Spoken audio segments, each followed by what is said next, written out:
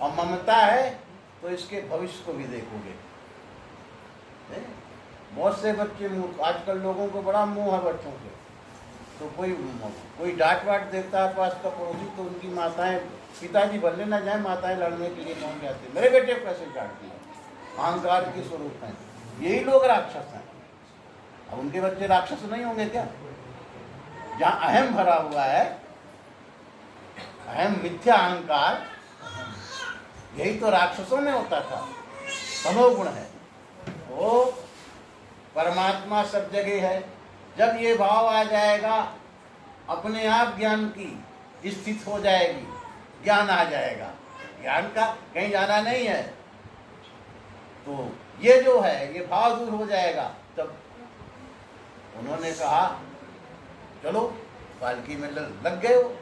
अब कभी पालकी पंडित जी लादे हो तो चले। अब पैर इधर उधर होने लगा, बड़ी जोर से डांटा, ठीक से चलो, पेट में दर्द हो रहा है। तो कहारों ने कहा ये नया जो आया है ये ठीक से नहीं चल रहा है।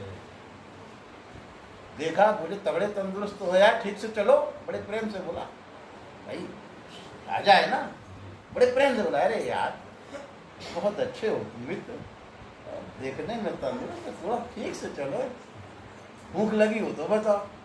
अब वो कभी ढोए ना, बोले नहीं फिर चलो। इसके बाद फिर उसे तकलीफ हुई, फिर उसने कहा ठीक से चलो।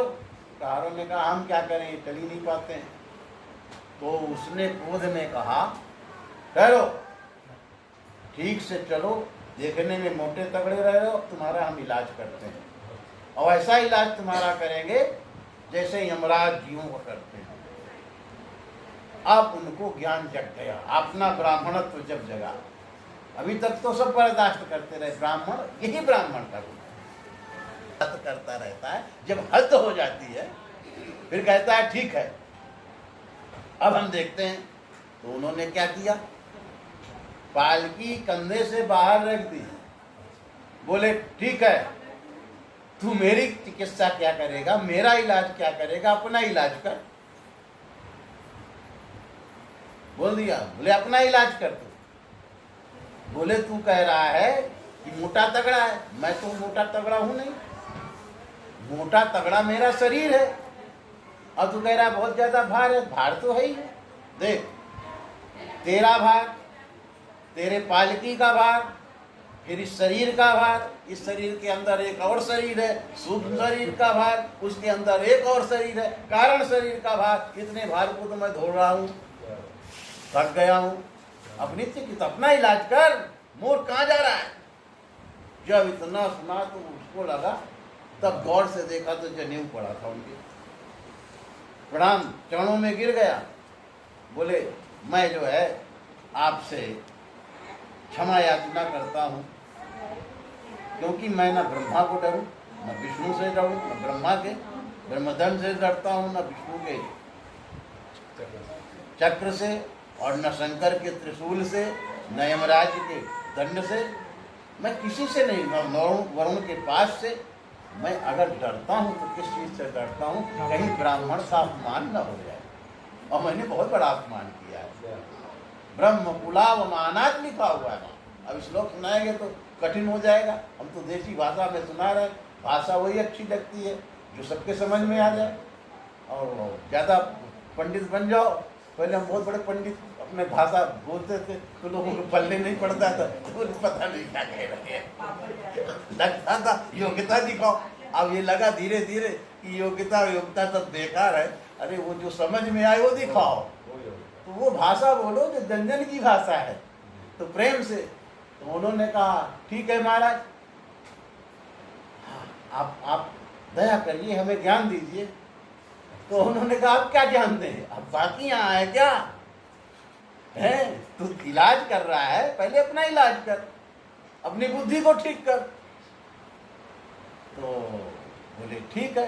फिर उन्होंने कहा तुम पागल हो, अब ज्ञान लेने जा रहे हो, जैसे आजकल का ब्रह्मज्ञानी भागवत का वक्ता है और कहे कि ऐसा करो, ये इतना बड़ा मंच बनाओ, ये करो वो करो, और इतना रुपया लाओ, और सब सामान आडंबर बता दे, और इसके बाद इतनी बड़ी गाड़ी चाहिए, हमको एसी चाहिए, और ये चाहिए, इतनी दक्षिणा चाहिए। हाँ महाराज, क्योंकि न उनको ज्ञान चाहिए, न उनको ज्ञान, न उनको ज्ञान चाहिए, उनको नाम चाहिए, उनको धन चाहिए। उनको नाम चाहिए, उनको धन चाहिए, उनको रूप चाहिए, उनको भी रूप चाहिए, उनको मिथ्या प्रतिष्ठा चाहिए, उनको मिथ्या कंकड़ पत्थर वाला धन चाहिए। अरे ज्ञानी कहीं धन चुन, अच्छा मतलब ज्ञानी होगा वो तो ज्ञान जंगल चला जाएगा। सिद्धों के कहीं आश्रम होते हैं, संतों के कहीं आश्रम होते हैं, संत कहीं उपदेश देते हैं। वशिष्ठ जी संत नहीं थे, वशिष्ठ जी ऋषि थे। ऋषि संत में अंतर होता है। भरत जी संत हैं जिनकी कथा सुना रहे हैं। ये एक आश्रम नहीं, ये पाठशाला चलाते थे, ये कुलपति थे और ये राजसत्ता से जुड़े थे। वशिष्ठ जी राजा रघुवंशियों के प्रधानमंत्री थे।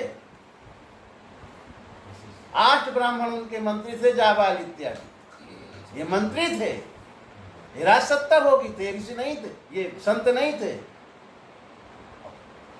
जब पढ़े लिखे ये पढ़े लिखे थे तो ये राजसत्ता से जुड़े थे, ये साधु नहीं थे, इनको संत नहीं कहा जाएगा।